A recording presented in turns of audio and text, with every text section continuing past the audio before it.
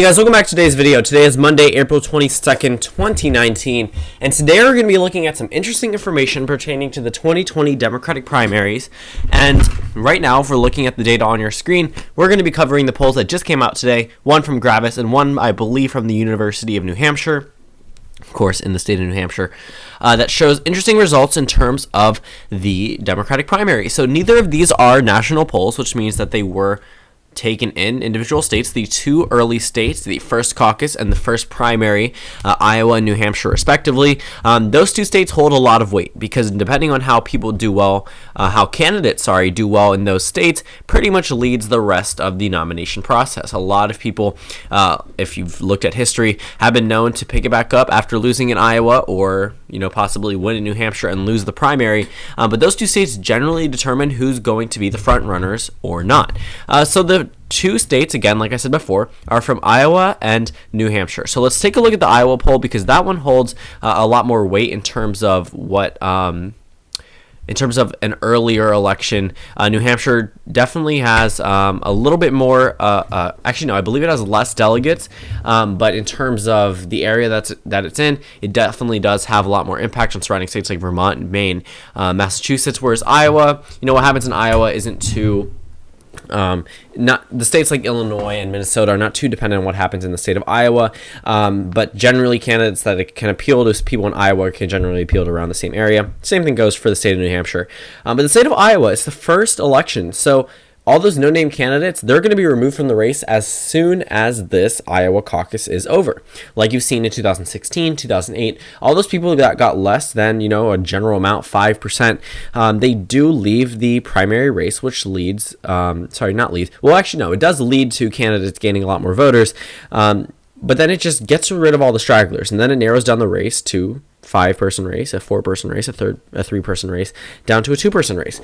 And Iowa is definitely going to do that looking at the data we have now. This new Gravis poll came out showing Joe Biden and Bernie Sanders tied. But the interesting thing is, like I've been mentioning in a lot of my videos, Buttigieg is no one to laugh at. Okay, before, people said that this was a little spike.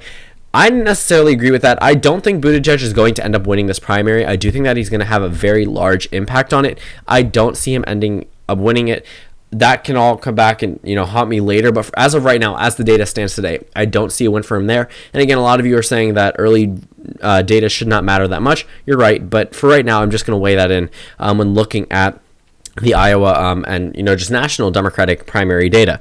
So looking at this Gravis poll, it's interesting because Biden and Sanders are both tied, whereas in the most recent poll, the Monmouth poll shows Biden leading by 11%, and the Emerson poll shows Biden leading by 1%. I'm not one to trust Emerson too much, but looking at the Des Moines Register / CNN, so I guess they combined together, Biden leads by 2, then Monmouth poll shows Biden leading by 11, and now it's tied up. Biden still leads at an average of 4%, but a tie is never good. And the fact that Buttigieg is within striking distance definitely says something about the race itself. Buttigieg is getting up there. Okay, uncertain gets third, whatever. 16% of voters are uncertain about how they're going to vote. Pete Buttigieg gets 14%, and then the rest of the candidates are less than 10%.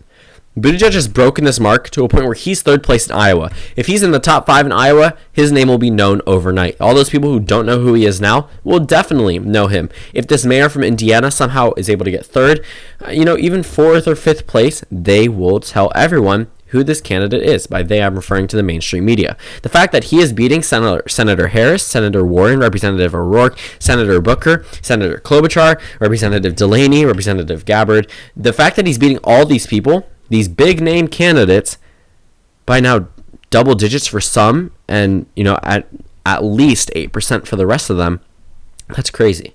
That's absolutely insane. And that shows that this race is going to end up a very interesting run. I guess we all kind of figured that out when we looked at the earlier data, but the fact that a mayor from Indiana is somehow getting third place, that's insane. And the fact that this isn't the only poll that shows him in third place, in fact, if we go, I don't believe any data before the Emerson poll actually considered him a real candidate. The CNN poll gave him 1%.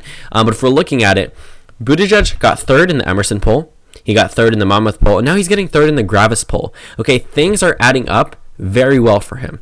The fact that he, again, is within striking distance. Before, his third place was 9 points behind the second place. Actually, no, more than that. 13 points behind the second place in the Emerson poll. Again, not too trusting of that one. 7 points behind Okay, the second place in the Monmouth poll. Now in this Gravis poll, he's 5 points behind both top candidates, Joe Biden and Bernie Sanders. He's 5% away with them. Can you imagine the amount of, I guess, energy he would build if he was able to win the state of Iowa?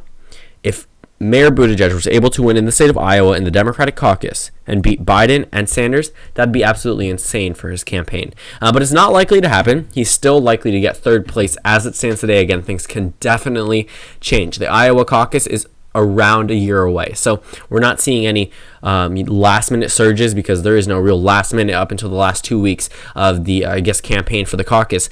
But right now Buttigieg is holding very strong from someone who was not even on the polls, going up to 1%. Whoa. And now all of a sudden he's at 14% of the most recent poll. That's something to note. Now, looking at the New Hampshire Democratic primary poll, it also shows some very interesting results. Bernie Sanders has led in the state of New Hampshire before. That's not new. The first poll from UNH showed Sanders leading by 7%.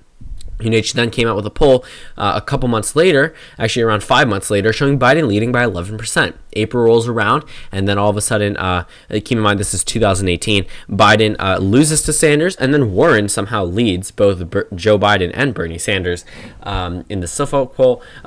Bernie Sanders then again leads in around August of 2018. And then all of a sudden we get to the 2019 polls. First 2019 poll from University of Michigan, not Michigan, where did I get Michigan from? Massachusetts, Amherst. Biden led by 8%. Emerson came in, showed Sanders leading by 2%. Then UNH came in, Sanders plus 4. St. Anselm showed Biden leading by 7. And then this new UNH poll shows Sanders leading by 12%.